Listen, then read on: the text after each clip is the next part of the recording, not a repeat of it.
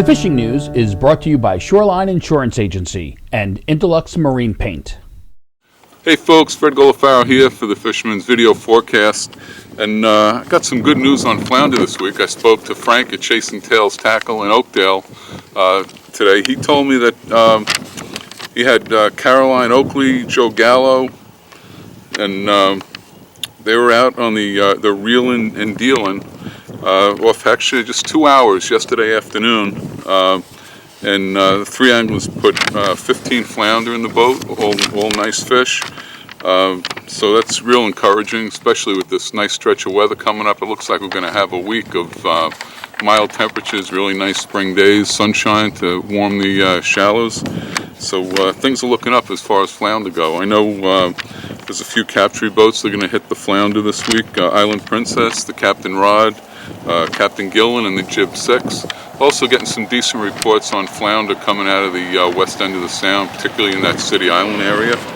So we should know a lot more after this week, after the stretch of nice weather.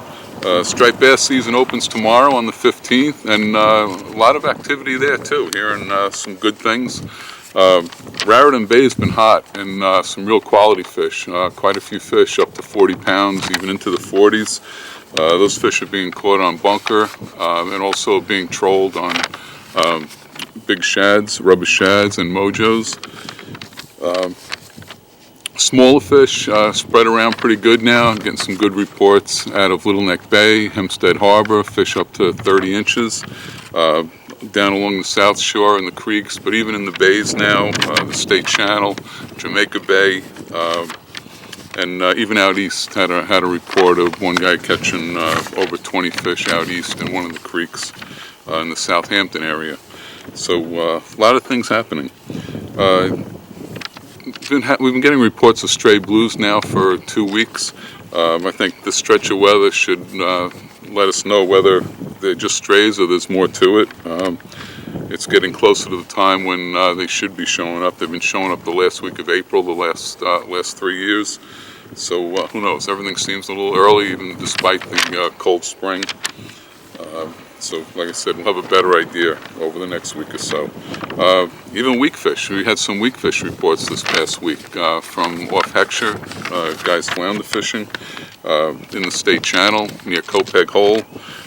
That too. There should be a lot of people out fishing this week. I know a lot of folks don't have their boats in the water yet, and we'll be working on boats this weekend to get them in the water.